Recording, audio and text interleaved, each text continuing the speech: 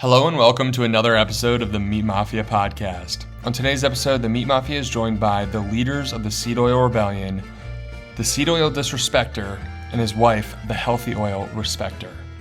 This husband and wife combo has been going after seed oils for over a decade, but they recently took to Twitter to educate and inform on the negative side effects of consuming seed oils. We had a great conversation, really laid out kind of the groundwork of what seed oils are and why you should avoid them. I think this is a great conversation, and I hope you guys enjoy. Sit back and enjoy this one. All right, welcome to another episode of the Meat Mafia podcast. We are joined here today by the leaders of the Seed Oil Rebellion. We have the Seed Oil Disrespecter and the lovely Healthy Oil Respecter with us. How are you guys doing today? Good, doing great. Doing great. Thanks for having us. Yeah, thank you so much for coming on. I know that when Harry and I both got on Twitter a few months ago, you were two of the first people that we found in this kind of healthy, primal nutrition Twitter space, however you want to call it. And I feel like you two have such a great dynamic where, Brian, you're obviously the meme king, and then Ash is coming in with a lot of the practical guides of how to really be able to eat healthy, implement these healthy oils. So we're both excited just to learn a little bit more about the story. And I think that would be a great starting point, is really, how did you start to come awake to a lot of these oils that are essentially poisoning the food that we're eating? And how did you start to go about making some of those changes? That would be great to learn more about. Yeah, sure. Do you want to start with the way back? Sure. So about 15 years ago, we stumbled across the ancestral health world. So that obviously quickly put us down the rabbit hole of, how food really affects us and what it can do for us and how it can hurt us, honestly. And so back then we we did change our eating habits a lot, but the one thing that really stuck was replacing our cooking oils at home. Yeah. So we quickly, and we realize that now. Yeah. We weren't thinking that then. We were thinking, oh, we're not paleo enough. Yeah. Like we were eating a lot of paleo meals back then, obviously, because it was new to us, and we're like, wow, it's great. And like I said, and replacing our cooking oils, but we were still going out to eat and getting what we wanted, fries, whatever. We weren't paying too much attention. Still had corn chips in the house, because those are like, tortilla chips were like my thing. My thing.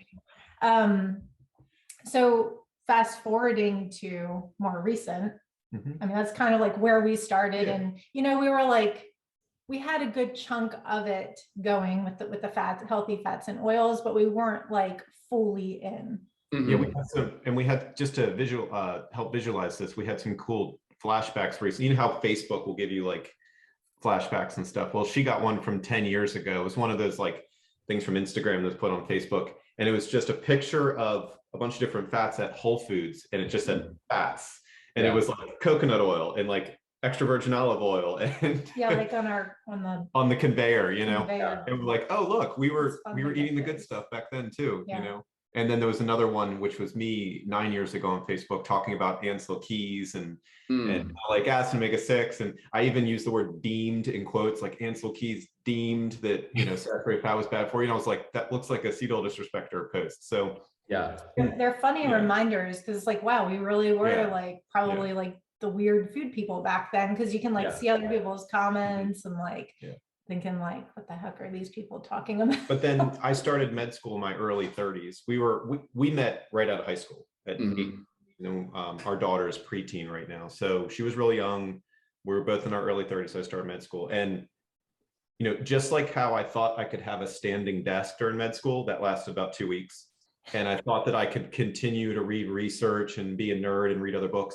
That didn't last very long, and I was just studying and like playing video games and like very little free time, and then watching random YouTube videos, just like lots of folks just trying to relax. And besides little bits here and there, I was not plugged into the nutrition world anymore. I wasn't listening to Rob Wolf's podcasts anymore. I wasn't buying new books. I was just kind of a little bit here and there stuff. We basically just kept our course. So like our cooking oils were still the same. There's still the healthy fats. I was trying to, keep most of our meals, somewhat paleo, like just trying to keep things as clean as possible, but we still were just like, not full on into it. Yeah. And then was it a lot of like olive oil and avocado oil back then? Because I know like Mark Sisson. No avocado oil. No. I mean, that's more of a newer thing. So Newer for thing. us, it was butter, olive oil. Those were probably the two main ones that we were using then. We were not too into beef tallow then, which is funny because that's like my top favorite now. It's it wasn't easy to find too. Yeah, Or at least, it at was least for not normies, like somewhat we were just. I going mean, to back grocery then when we stores started, we quickly invested in like a half of a cow from a local farm and stuff like that. But I mean, it just wasn't like it is now, you can get these healthy fats like everywhere. Yeah. And then the avocado oil, I mean, I didn't even hear about that until maybe a handful of years ago at the most. Yeah.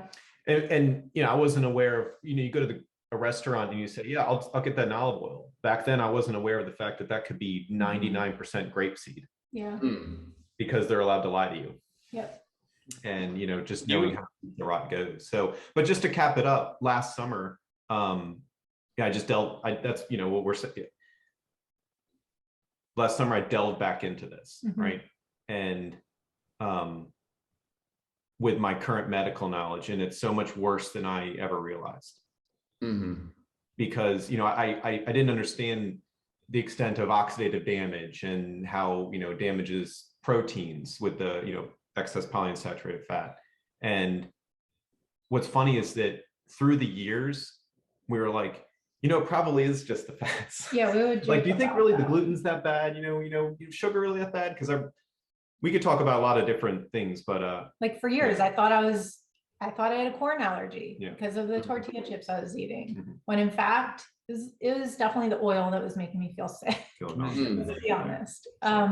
So interesting. So yeah, I mean, that's what got us in 100%. Last year, we're like, look, we've already like kind of known about this stuff. We've already been doing most of it, but we need to like go all in. Could you guys maybe unpack how you would describe the seed oil effects on your body, or just like bridge the gap? Because I think so many people are interested in the no seed oil movement, but then they get to the point where they want to get a little bit of a better understanding of what's a polyunsaturated fat, what's the balance between omega-3s and omega-6, like what does all of this mean?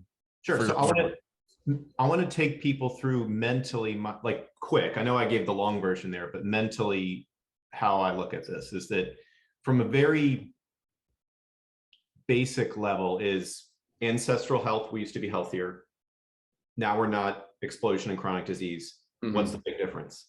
And to many folks who take a look at this, diet is the biggest thing, especially when you can see populations where food has been introduced and you can have these changes. And even so far as that, like that food has been unintroduced because of supply issues and other things. That's documented. Really interesting stuff. People have written about that.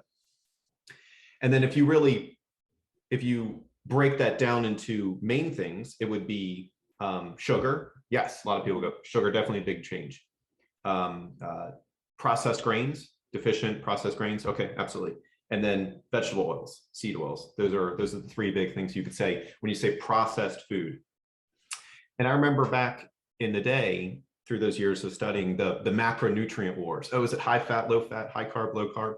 And what I've found is that I don't see much evidence that plays the biggest factor. And what blew my mind that I learned more of starting last year was that starting right from the top, eating seed oils high in omega-6 fatty acids, so polyunsaturated fat, which is an essential fat, which means your body doesn't make it, you need to get it. And people know omega-3 is low. They hear, oh, I need to supplement that. That's what they've been told. Well, omega-6, you're getting 10, 20, 30, 40, exponentially large amounts of this stuff by eating vegetable. 5 tablespoons of corn oil is like 100 years of corn. 5 tablespoons of sunflower oil is like 3,000 sunflower seeds.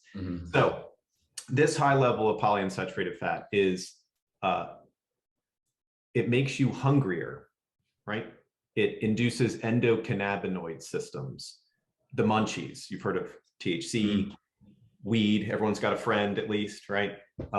So everyone is hungry at baseline from this excess omega-6 in our system, right? So that's one intriguing thing, right? Even that alone goes, oh, wait, are we eating more? Maybe that's why, right? Especially when people talk about how when they cut it out, they're not as hungry. So that's one intriguing thing.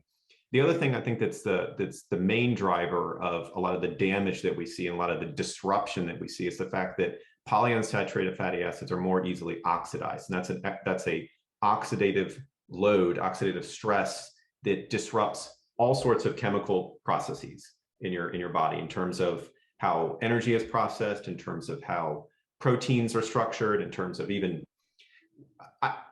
I'm the meme guy. I talk about sunburns and heart attacks and diabetes. This can go further into cancer. This can go further into neurological stuff. I'm careful about going too far with this because these are sensitive issues, right? We have epidemiological data that can point to a lot of things, but because I'm the humor guy, I'm trying to be careful. I didn't want to come out the gate with talking about some of the most terrible, heart-wrenching things, right? Because for some reason in our society, you can make jokes about heart attacks, right? They're not laughing matters. I'm a physician, right?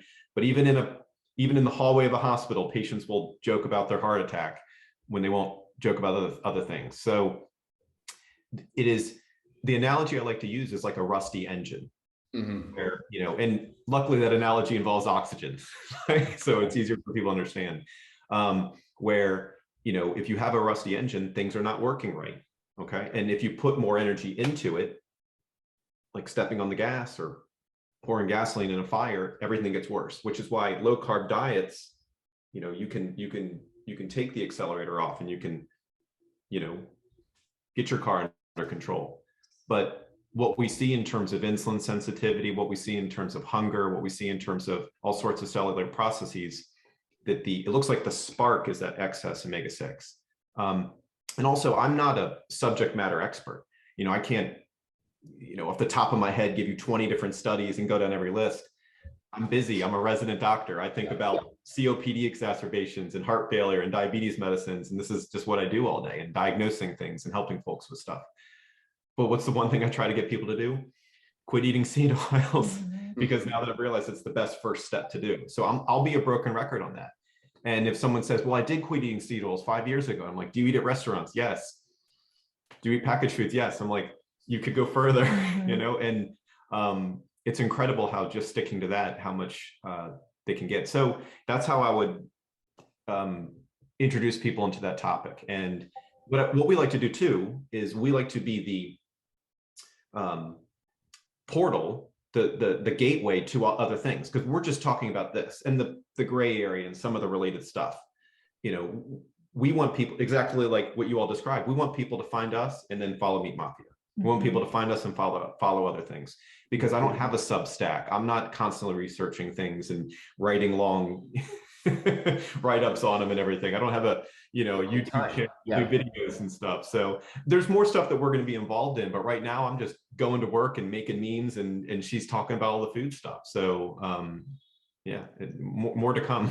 So Brian, the oxidative stress is really interesting, and you use the rusty engine as an example.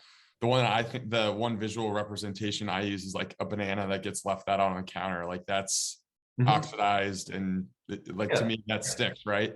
What does that lead to? Because for me, it's like oxidation, chronic inflammation, and you have the list of chronic diseases that are behind all of that, right? Well, from what I've read, even in like Harvard School of Public Health, their own research has shown that it requires the excess omega-6 in order to induce insulin resistance. So it appears that it's not just carbs alone, even in some of these studies. And you can also see that in populations. There are populations today and in recent history that eat non-industrial diets that are either like Catawbans, really high in sweet potatoes, which is high in sugar as well with a sweet potato, no diabetes, no obesity. Or the Maasai in Africa that are real high in saturated fat. They drink blood, they eat nothing but animals in saturated fat, and no heart disease, no obesity. And if you read some like Nina Teicholz and other folks who have written more of the history of this, there are studies which have shown less mortality, benefits with a lower vegetable oil diet as opposed to saturated fat diet, and they've hid the data. Was it Malcolm Gladwell did a podcast about the basement tapes where these tapes were for but Ansel Keys didn't even sign the study because it didn't say what they wanted to say. So in the post World War II era of nutrition, when they deemed saturated fat dangerous, they just ran with it. And to steelman the argument, heart disease is so scary because of how many people it kills. They tried to deconstruct a heart attack, and they said, okay, here's a pipe, your artery, one of your arteries on your heart, and it's clogged, and this is what's in it. And so we need less of that. We need less cholesterol. We need less saturated fat. It was just a blunt idea, and it just never panned out. They were never able to induce an atherosclerotic plaque just with LDL. They were never able to show that, if you just tank your LDL, you won't have heart attacks, which is why you see, I haven't listened to it yet, but did you all just interview a cardiologist, or who was it? Yeah, we had on Dr. Philovadia, heart, he's done like 3,000 heart surgeries. Yeah, so, you speak to some of these cardiologists that have really looked into it. Most folks are just going to work and doing their jobs, but people who have looked at the history of the professions and looked into a lot of this stuff, we can't really nail down the number. Oh, your LDL, what's the scary number, right? And today, as a family medicine physician, if I was to decide to start you on a cholesterol medicine, right, what are the guidelines? The guidelines do include your LDL, but it also looks at your age. Do you have diabetes? Do you smoke? Do you have hypertension? Other things. And what is that? Inflammation. So what does that say to me? It's oxidative stress, see what I'm saying? And so I'm not just appealing to, esoteric ideas, but I'm saying we've got mechanistic data. Look, oxidative LDL causing plaques in your heart, right? Oxidative LDL damaging receptors, oxidative LDL leading to insulin resistance. And then also epidemiological data, seed oils going up, all this stuff going up, and then trials which show this is how you give an animal insulin resistance. So we have it all over, and I'm looking forward to in the future having more of the gold standard, randomized controlled trials. And I know there are some folks, I don't remember off the top of my head, but people who are high fat, low carb, some of those folks are what are called hypo-responders, where their LDL will shoot up real high. And there are people who are proponents of this diet doing more of these gold standard diets to show that they can indeed be safe. And I can talk a little more about that too, but I don't want to take too much airtime about our perspective on carnivore as well, and our recommendations we have. Yeah, no, I mean, you two have a great perspective, because I feel like a lot of accounts, they just hammer on the problem, but they don't give solutions. Where you two have this great rapport where you identify the problem, there's the meme component, and then Ash, you have all these incredible guides and different types of tutorials. And I remember when I first really started going down this rabbit hole, I literally had pages of notes on a lot of the videos that you were putting out. And I think something you do too is you'll go through all the major chain grocery stores, right? And you'll literally say, hey, this product is seed oil free, this is laced. And that's so important because so many people just don't know based versus laced, but that's so important because so many people don't know how to grocery shop the right way. Right? My nephew said that the other day. We had a family dinner, and we're joking about our accounts, and he was like, yeah, based versus laced. And I threw my hands in my face, and I was like, stole it from him. And I was like, man, that's so good. We're using that this week. Yeah. Ash, are there certain grocery stores or services that you like to use that that you could just get the products that your family is looking for that don't have seed oils in them? Yeah, so I mean, it is tough because they're all going to have seed oils. We really like Thrive Market. We've used that a lot. That's an online ordering service. They do offer frozen meats and stuff. They have breast meat on there and things. But it's mostly pantry stuff. And I found, it's funny because going through and making all these shopping lists for various grocery stores, it takes a lot of time. It is literally me sitting there clicking. Some of it I was doing in store. Now I can use some websites, clicking on each product, literally reading through the ingredients, and okay, this one's good, I'm going to add it to the list with a trackpad. And she does the whole thing. I keep teasing her. Yeah. I'm a mouse guy, and she's like clunk, clunk, clunk on like thousands of items. So I have found that some grocery stores do have more options than others. It's very random though. Thrive Market, I feel like they carry a lot of brands that we've been using for years that are seed oil free. And their brand alone, you can tell that they're really trying. Like, I think that they look at the market out there and see like, okay, people are really liking these avocado oil chips or olive oil chips. So we want to have our own within our Thrive Market brand, you know? I mean, it's not to say that everything that they have on their site or all of the Thrive Market brand stuff is seed oil free, but you can tell that they're trying. They also have a search bar very easily that you can shop by diet. So they have keto on there. I'm not sure they have carnivore yet, but I think that's one that has talked about maybe trying to be added in the future. You know, dairy free, vegan, whatever. So it's a pretty useful, helpful website. And this way of looking at things is so exciting for us because, you know, we are just like most of the people that are listening to this. We've been excited for this for X amount of years. We've tried different things, we've experimented, and we've also tried to talk to our family and friends about it too.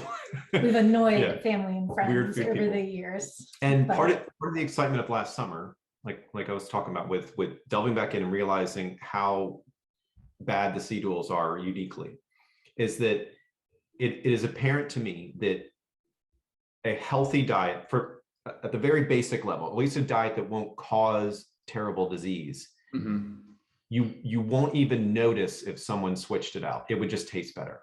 If you went to a Thanksgiving dinner and everything was made with tallow and butter and, you know, olive oil and it would taste great, right?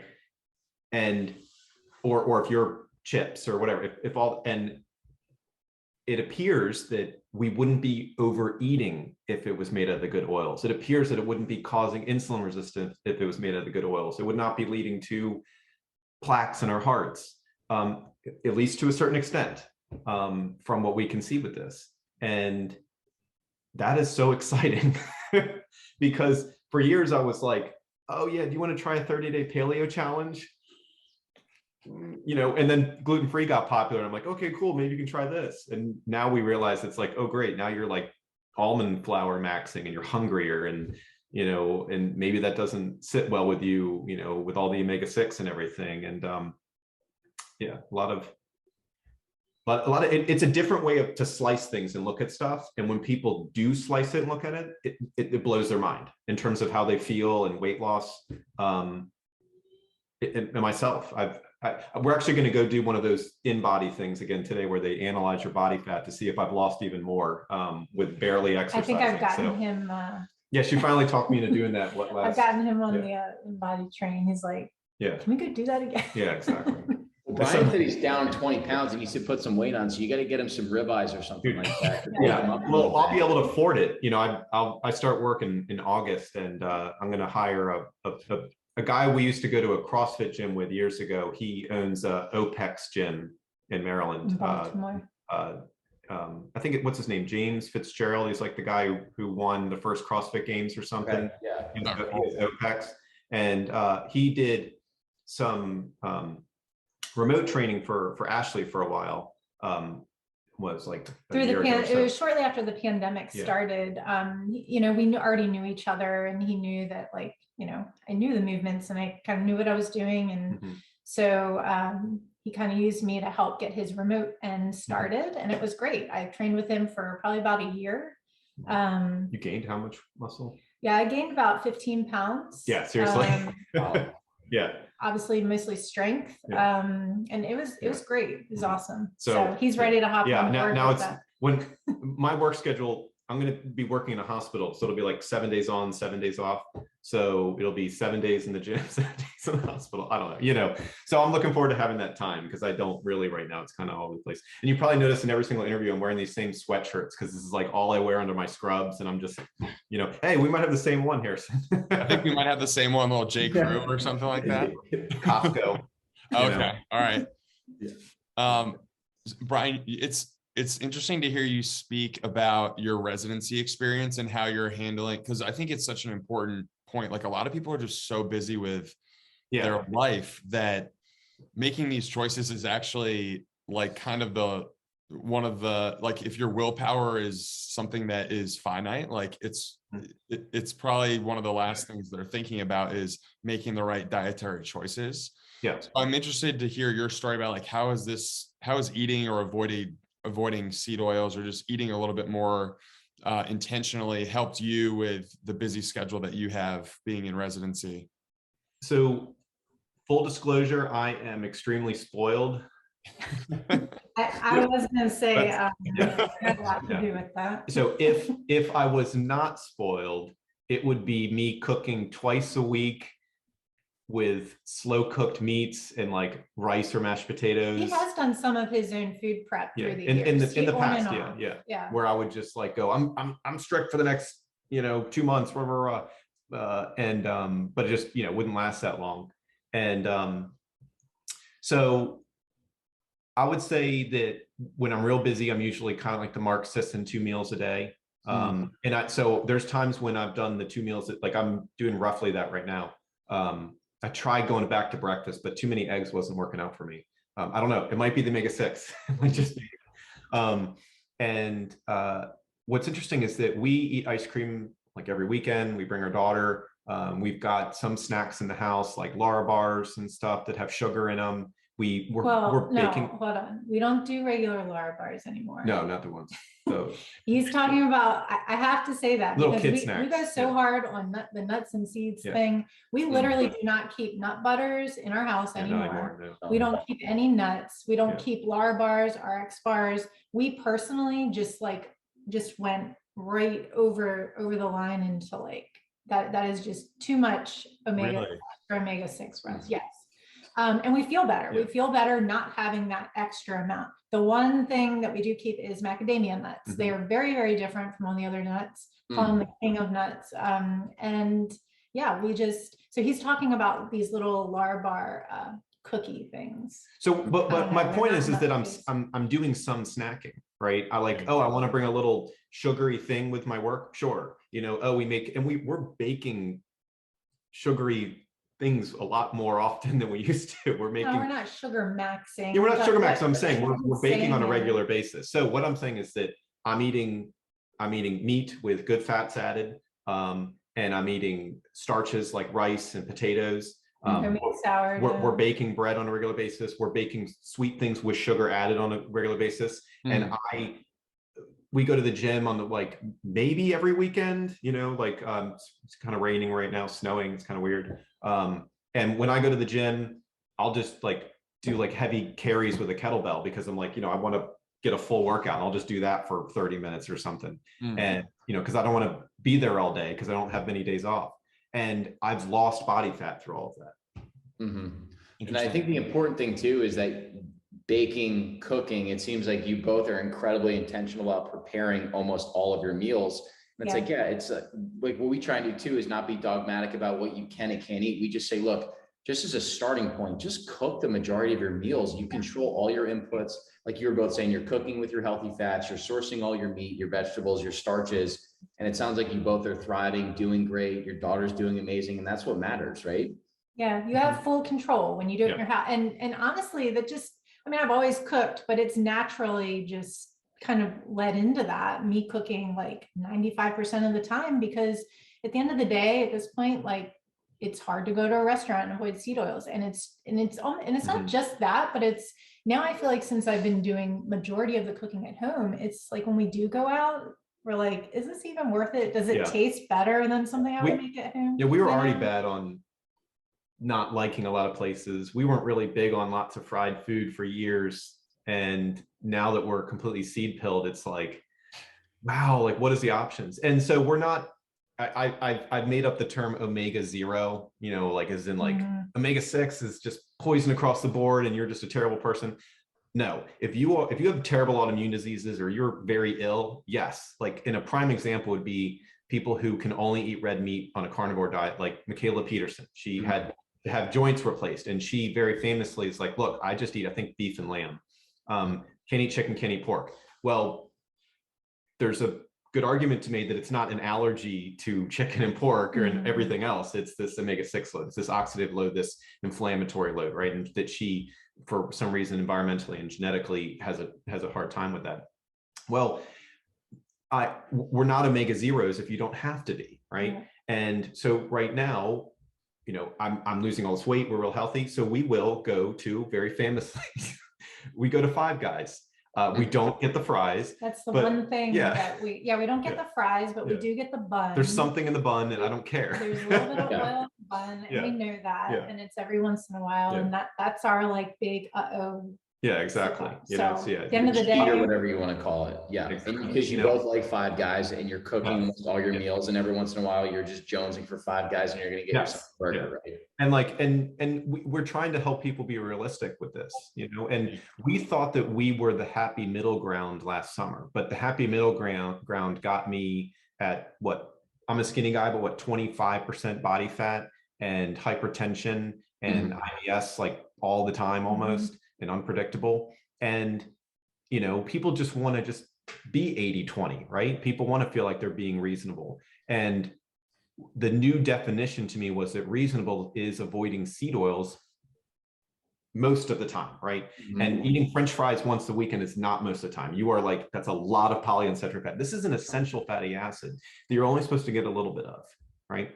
And when you eat potatoes cooked in engine lubricant, that's a lot of polyunsaturated fat. Just imagine if you're eating fish oil, like all of that omega-3. Imagine if you were, 20 grams or 30 grams, whatever, of fish oil, and that's crazy, right? It would just seem nuts. So yes, I do think that eating 2,000 sunflower seeds on your salad is a little extreme, right? But if there's a little bit in some bun somewhere that's a low-fat bun and you're like, look, I like this. Or if your mom made Christmas cookies and you don't want to be an ass, you're gonna eat the cookie, right? Someone actually just made cookies for me for my birthday recently this week, and in the office at the clinic. And I asked someone like, oh, can you look into what fat it is? But I ate a few, and like I didn't know what is in it because I didn't want to be a jerk, right? Yeah. And I felt fine afterwards. But hopefully it was butter. Yeah. You touched on the potatoes before. I started cooking my potatoes in tallow, and they're by far the best potatoes I've ever made. So that actually made me want to ask you, Ash, what are your personal favorite fats and oils to cook with at home if you're cooking for the family? My top three, what I typically use: tallow, ghee, and butter. Those are like my top.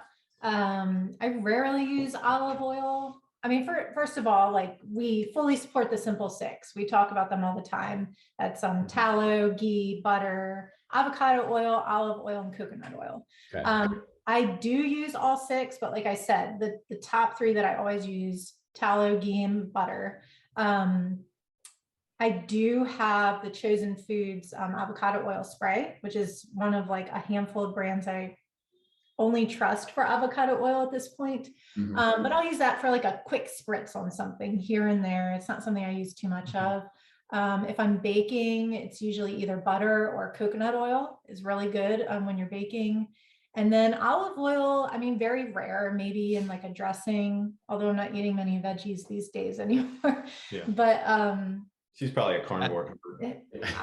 I mean, I'm ready to give that a try at some point, because it's just so easy, and it's like that's what I crave. I literally eat meat and potatoes.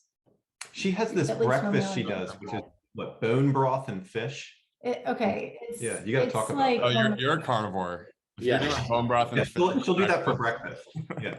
Yeah, I feel best like if I have, so I'm homemade bone broth. I have the recipe on our website. And then I simply bake some cod, wild cod fish, just salt, pepper, paprika, that's it. And then I just add some of the cod to the bone broth. It's interesting. It is so good. It is like so comforting. I'll be sitting here at 7 in the morning eating that. I don't know wherever she got that idea when she first did it, I was like, what's going on here? It's really good. And I tried, and I'm like, and you I think feel I brought really it for lunch one day. Obviously. But I'll have like that for breakfast. I'll have some sort of meat and potatoes for lunch, beef and potatoes. And I just, it's how I feel best. I mean, Ash, you mentioned when you were talking about the Simple Six, avocado oil, you need to be mindful of good versus bad. What's the difference there? Because there's historically been some controversy around like the rancidness. Like, how do you find good quality avocado oil? It's tough. And honestly, at this point, I would put olive oil in that category too. Olive oil and avocado oil. I don't know what is more than 80% is fake. It's either laced with a seed oil, or in some cases it's like 100%. Like you can buy a bottle of avocado oil that says pure avocado oil in it, and they test it and it's 100% soybean oil. There are stories of that with it, which is horrific. There's no set regulations as of right now, which, you know, has turned into this. So basically, I mean, what I've done is a lot of digging on the internet, finding different articles, different studies, but it's really bad. You can always do with both of those oils, to get some of an idea, you can do like the sight, taste, and smell test. But even at that, I mean, it's not going to be 100% proof, I guess, unless it's third-party tested. But for instance, we went to my parents' house to visit a few weeks ago, and I was so proud of them. They had a bottle of extra virgin avocado oil on the counter from Wegmans, and I was like, oh my gosh, I love that they're doing this. So, because you know it's a gateway to tallow. It is. I mean, if someone is using vegetable oil, canola oil, something like that on a regular basis, seeing that in their kitchen is like a huge win, right?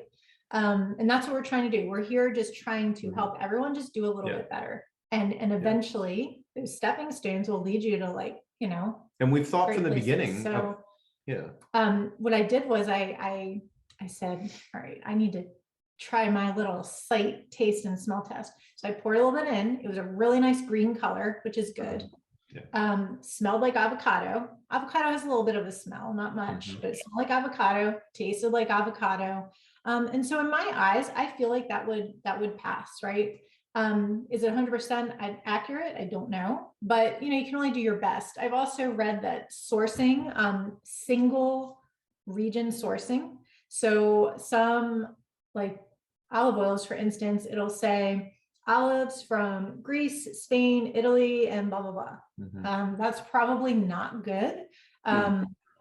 You know, could be rinse of olives from the start, whatever. So I have read that, you know, single sourced regions are going to be best. And then also these bottles should have a harvest date on them. And I think it's best, I think maybe to get it within the year of the harvest date. Sounds like a long time, but just some little keynotes. I also have on seedoilrebellion.com some brands of all the oils that I've personally looked into, in case people are like, you know, this can feel very overwhelming, especially with the avocado oil. So they can easily go on there and say, okay, here's 5 brands that she recommends. And I'm here to just really make it simple for people. And that's the interesting thing with the animal fats, is I feel like there's not really any guessing in the way that there is with avocado oil or olive. It's like, I know it's tallow, ghee, or butter because I trust these brands, or I know I'm getting it from a farm or something like that.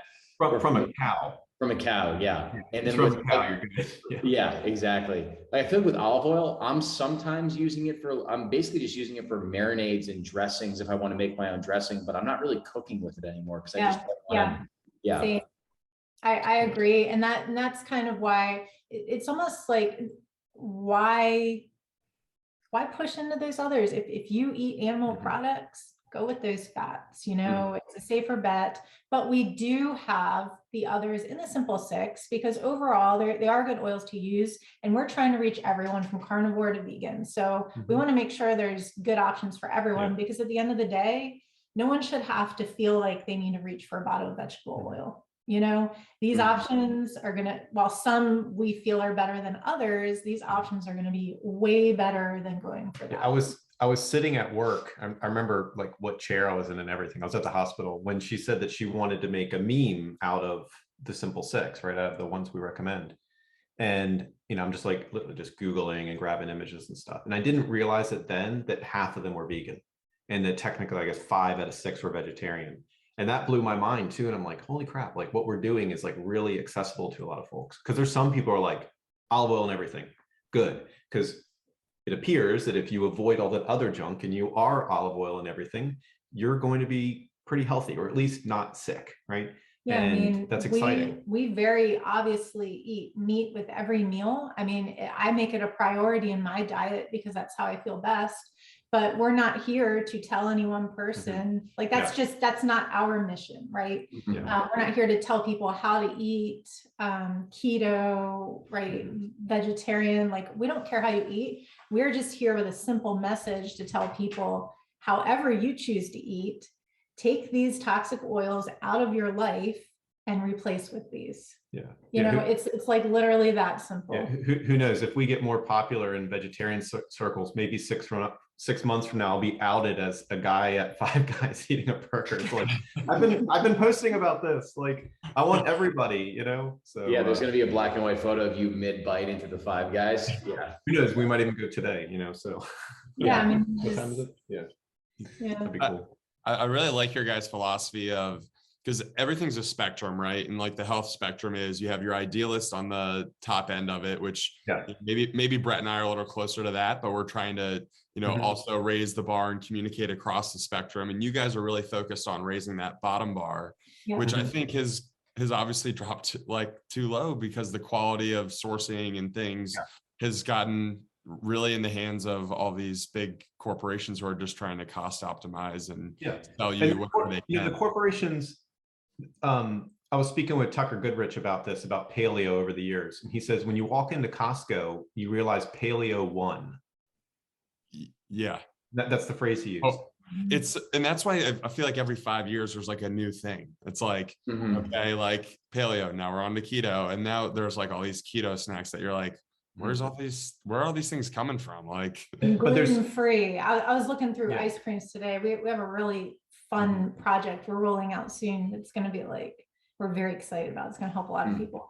Anyways, I'm going through all these products to find out specifically what fat is in them. And I was going through the ice cream section, and it's like, these things are like it was an ice cream labeled gluten-free and like had all this stuff written on the front, like all this, you know, and I'm like, why are they writing that it's gluten-free? And of course it's gluten-free. Like it's vanilla ice cream. I know. But it's all the marketing stuff. And you know, that's another one that became so popular. The corporations don't want to talk about seed oils. Let's get the fat written on the front, right? Yeah, they do not want to talk about seed oils. Yeah. It's an easy filler, right? And they like the fact, just like you were talking about blends, and like, it's like may contain canola or this or this. It's like they just want a grab bag. So those are the absolute they contain anything that's ever been created. They contain one of these 10 horrific. This is a way you can, you know, people talk about dirty keto and other stuff like that. You can do keto and be eating terribly, right? We know that. I used to. So I've been casual social media friends with Rob Wolf for a long time. You know, we just like each other's pics of each other's families and stuff. And every once in a while I'd send him a picture of like paleo brownies and be like, this is your fault, you know, because he's or gluten-free monstrosity. This is your fault, you know, haha. And since Seed Oil Disrespecter blew up, we're now cell phone friends, right? And we've talked a little bit about what's going on with this. And he's even surprised at the efficacy of focusing on the omega-6. And I'm looking forward to being able to talk to him more about that. And even, you know, he was on Joe Rogan recently about his new book, Sacred Cow. And, you know, I was telling him how his message about and this is relevant to you all, his message about how healthy red meat is, how healthy cow is, or cows are, for soil, right? For the environment, for farm health, and for even a slab of meat at your local Walmart. Yes, eat that, right? Don't get so caught up. Yes, grass-fed is great. That's excellent. But for your average American family that needs a good source of protein, that beef on the shelf there is excellent, right? And he even said, look, we're not going to make everybody happy with this book because we're telling you that there's marginal benefits for the grass finished, right? Basically, because we don't want to throw the baby out with the bathwater. We just want you supporting beef. We want you supporting this. So what we have what we've been talking with our message is how important red meat is. Like lard is not on our Simple Six. Like, yes, we do have olive oil on there and not lard. It's like, okay, well, why are you doing that? Because it's really hard to get a good source of lard that's lower in omega-6. Now, I don't want to be an omega-0. I've trolled pretty hard on the timeline, and this has gotten so much attention that I don't want to just be a troll. I want people to support farms, right? But if you've got a health problem, I don't want you cooking in lard all the time. I don't think it's helpful, right? If you're going to eat bacon, dry it off with the paper towel trick, right? Mm-hmm. And there's a lot there. Like most of the feed out there has a lot of omega-6 in it, right? Yeah. But also, I'm not a pig expert. I'm just telling you that this phenomenon exists, and I want to learn more and get people information out there. But for folks out there that are overweight and they're cooking bacon every morning because the paleo movement and the keto movement have taught them that it's good for them, there's another way to look at this, right? And there's a lot of important stuff there. Yeah, there's definitely a lot of nuances, and that's where I think Rob does such an amazing job is being able to, because there's a lot of zealots out there that are like, oh, it has to be grass-fed, grass-finished strictly. And like a good example of that is we have a good buddy that we just had on the podcast, Cole Bolton. He runs a regenerative farm right outside of Austin called K&C Cattle, and they're grass-fed for 99% of their lives, and then he finishes them on non-GMO corn for the last 90 days. And he can tell you everything about the animal, the way that the animal's treated. They're all out in a pasture. Yeah. And it's like, I think we were saying that we think we put too much emphasis on the grass-fed, grass-finish, as opposed to the way the cow is actually being treated. So right there's that element. And then it's also like, you have to do what's best for your budget. So we're making the decision to buy exclusively from local farms, but some people can't do that. And like you said, even just being able to buy the Walmart beef is still way better than buying this other processed garbage in the inner aisle of the grocery store. Yeah. And, for end game, like where do we need to go with this is we need people off the seed oils. We need people aware of omega-6, and the seed oil fields are the precise places that need regenerative farming. Mm-hmm. Shrink demand. Yeah. And heal the land. There, you got propaganda right there on the spot. We're making t-shirts. Yeah, see, I did it right on the spot. I can't help it. I'm a poet. Well, it's funny.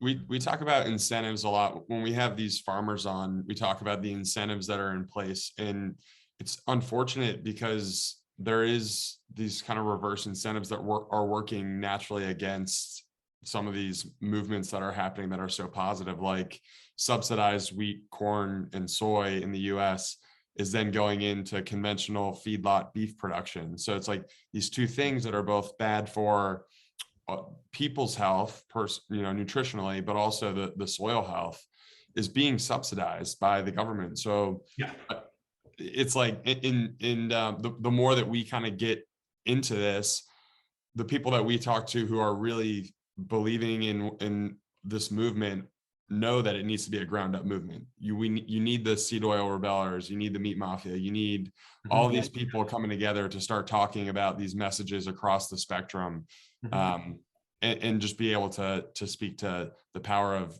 the simplicity of the message and then just moving it forward. And we need to dispel, so not to throw shade at chicken, but we need to dispel the fact that chicken is the good meat and red meat's the bad meat. Oh man. Yeah. And that's the next realm of good psyop that I need to move into, right? I need to be, but I also don't want to hate on chicken. So I'm trying to like, how do I get people to not be crushing lard and crushing chicken? Like, cause I'm not trying to hate on farmers. So, your dads probably think that. I don't know. You know what I mean? Like the average dad out there. Totally. They grew up and it all came down to the leanness of the chicken breast, which is hysterical because when you look at something like bison that are historically like most of them are grass-fed, I think, and the amount of fat that they have, it's way leaner than chicken breast. Yet we focus. I'm thinking if I was a bodybuilder, I would be, and I cared about the leanness of my meat, I would definitely be eating more bison than I would be chicken breast. But we just it's weird. It's like nutrition. We push these dogmatic things and then no one really challenges it. And then we're like sitting here 50 years later, still doing the same stuff we were doing 50 years ago. It's bizarre. Mm-hmm. Yeah, exactly. It's just interesting. Harry, did you have any other questions that you wanted to ask? I think that this has been amazing. I didn't have any other questions. You guys have really, I think, done an amazing job with the messaging around your brand, and I think that we're excited to see what else is in store for the Seed Oil Rebellion. Absolutely. Thank Yeah. you. No, I really appreciate you having me on and having us on. I think that sometimes we're confusing with our message because, like you guys said, we are starting from the ground up. So we are literally there just to draw in just the average person that maybe doesn't think too much about their food they're eating and this and that. And so we're just like that basic, if you change one thing about your diet, try eliminating seed oils, see where that gets you, and then go from there, right? And so here we are, and we're helping push people to more accounts like you guys and more like niche ways of eating. So yeah, it's very cool that we can feel like we're like hitting them from both ends. Yeah, And I want to address what happened last weekend too. So I started Seed Oil Disrespecter because a lot of folks, want to make sure we're fully transparent. I do. A lot of folks want to hear this more direct. So I started Seed Oil Disrespecter in October. I got like 1,000 followers in the first day, probably because that was 1,000 people that said, hey, I'm a Seed Oil Disrespecter, right? It was clever. It was funny. And then Anthony Gustin, who is part of Zero Acre Farm, right? He contacted me, and he's been contacting lots of people to tell them what they're doing and what they're working on and everything. And I released the DMs, and I showed that, like, a lot of people were messaging me. I'm like, hey, what's up? And I didn't really know, what that was all about. And then finally he's like, look, we're working on this new oil where you use microbes to make oil. I'm like, okay, that's interesting. And drug them along. And finally he's like, look, a lot of people are involved in this that you might have heard of. We've talked with folks like Tucker Goodrich and Dr. Kate Shanahan and Chris Kresser, and just there a lot of folks that have been on the record for many years. And I remember thinking, like, is this a conspiracy? Yeah. And it was just weird. It was weird that, like, I had this account going on, but I'm not the only person talking about seed oils. Hop on YouTube, and seed oils has been things people have been talking about increasingly more so over the years. And so I was like, yeah, I want to know more. And their idea here with fermentation, they say, and I'm going to let them, I'm not a salesman for them. They're going to speak for themselves, right? It sounded fascinating, and I wanted to learn more. And so I got to talk to Tucker Goodrich about it. I got to talk to Dr. Kate Shanahan about it. And I asked if I could be a future investor because it seemed fascinating. And they like the fact that I'm going after seed oils, and they gave me that opportunity. And in that discussion, I said, I'm not like your meme guy. I'm not making 3 memes a week or something. That's cringe. Like, and they're like, we just like what you're doing. We like the fact that you're going after seed oils because it aligns with what they're doing, which is the whole anti-seed oil, omega-6 thing.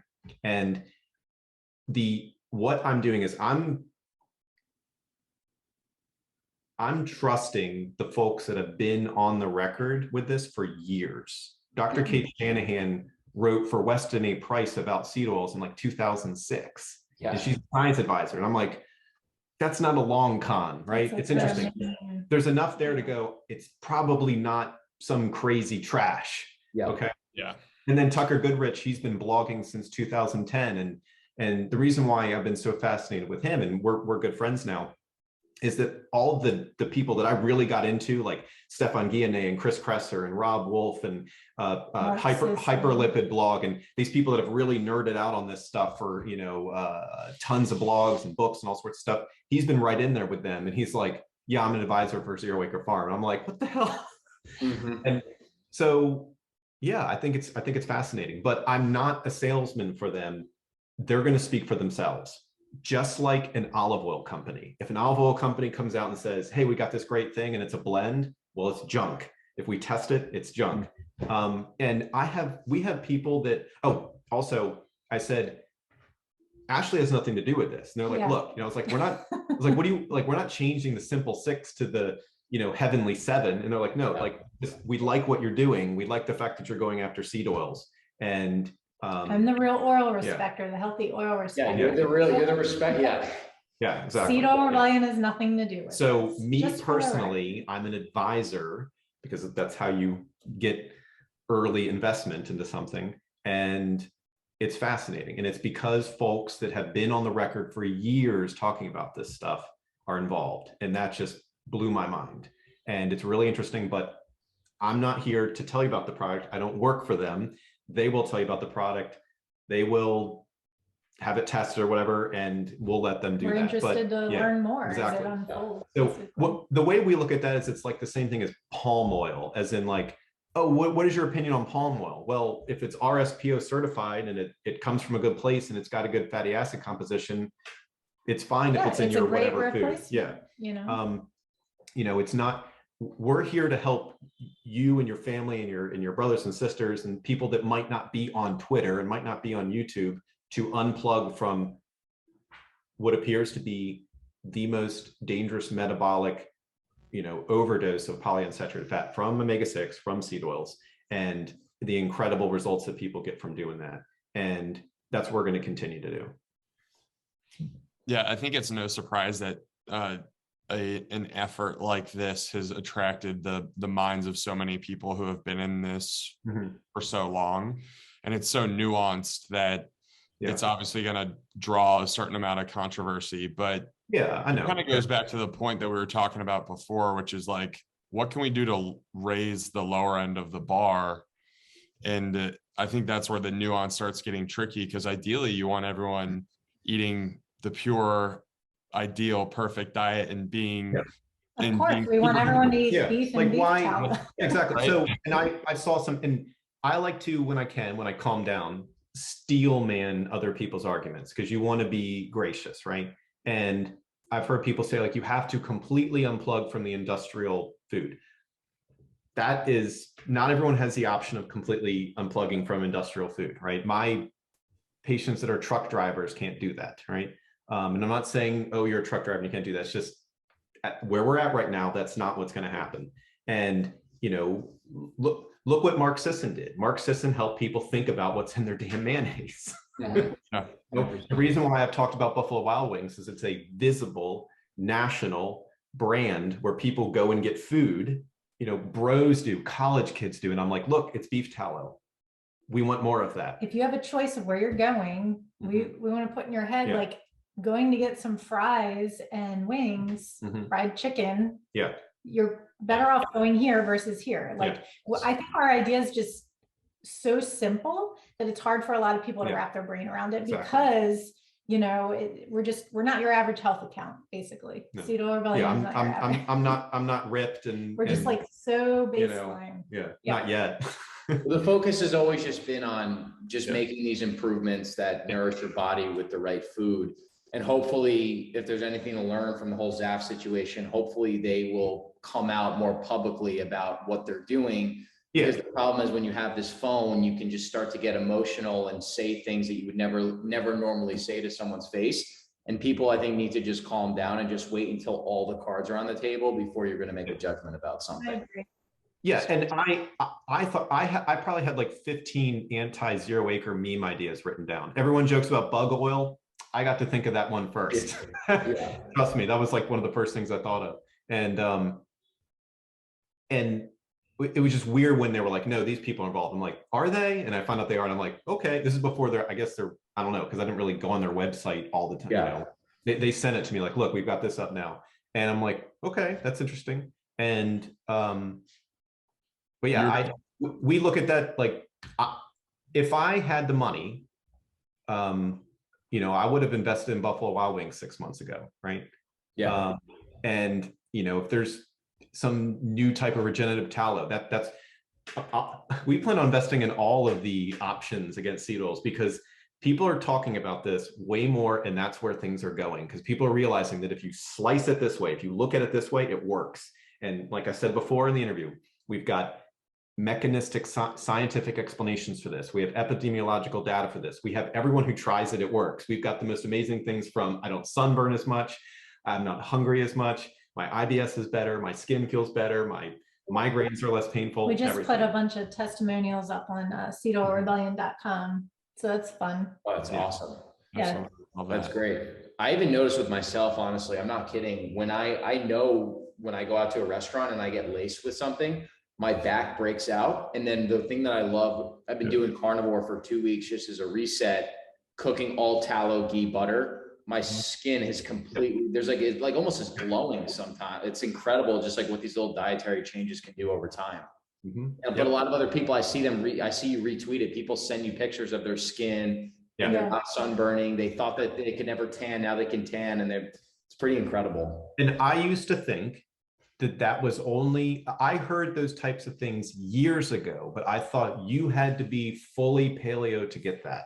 And I'm not dismissing other ingredients. I know that, especially with autoimmune diseases, there's a lot of detail out there, but it appears to be that you get most of the way there by avoiding seed oils, by going low omega-6. They're the common denominator. Yes. The common denominator. Mm-hmm. I love that message. I think what you guys have is really unique.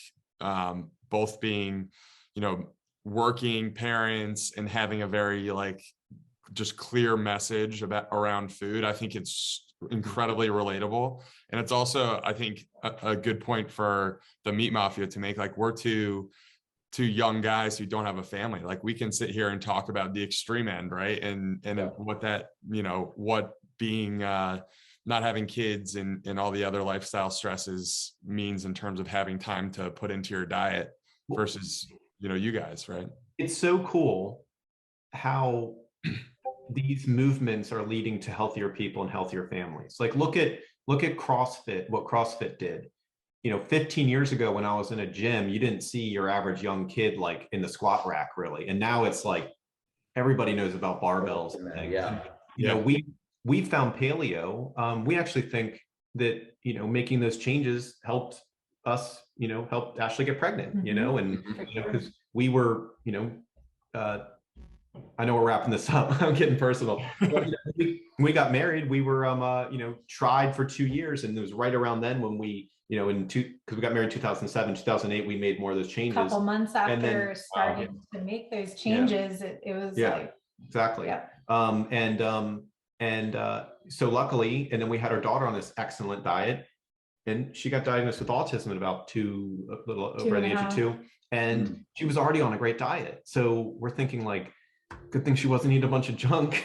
And it's just awesome. So you all, where you are, when you all start families one day and everything, you're gonna have an awesome foundation for things. And it's just so excellent to see. That's what I get excited about. Or I have moms message me with young kids that want to do better, or tell me that they're, just it helps keep them going. And like that's like what's most special to me, because you're not only are you doing it for yourself, you're helping pass it down like firsthand. And that's just very cool. And also that we love the relatability of this, like to address one other thing that happened recently. We're not using this platform for anything but what we're talking about for the most part. And to address very specifically me being a doctor and the pandemic. The pandemic was a complete shit show on so many levels, with the story from doctors and from governments and from everything changing constantly. And it was scary for a lot of people. It was completely not scary for other folks, and that changed as well. But I think that the vast majority of people, their opinions and where their opinions went during it are not on the edges the whole time, right? People have thought one thing at the beginning and one thing at the else, or back and forth. And that's where we are too, right? And, I'm a resident physician. I got vaccinated first in December of 2020 in the first wave. I think the ER docs and nurses got it first, and I was right behind them. And I shared something on Facebook to friends and family, and that's what we were doing. And our message here is going to hit, hopefully, people of all political ends. I joke about it being quad partisan. I've made memes about it. I talked about it from the beginning, and I say I'm a propagandist, the good kind. It's because I'm giving you a simple message and I'm not focusing on anything else. I'm not being disingenuous with anything that I'm doing. There's some humor in my exaggeration, but there's nothing disingenuous with what I'm doing. And if I put something out there about build back butter, Or, if I use some sort of like left-sided meme, I'm going to do that to get people's attention, and I'm not mocking anybody. Well, I mean, there is silliness in it, but I would love to, talk with anyone. I would love to be on more vegetarian podcasts and stuff if they'd have me or whatever. It'd be great. Yeah, it's all about the open conversation, right? That's what more people need to be willing to do. And like, it's just very abundantly clear to us, which is why we're so pumped to have this conversation, is we're all aligned to the same message. You're trying to help people make better decisions, better choices, and you both have this amazing way of doing it. So we just can't thank you enough for coming on.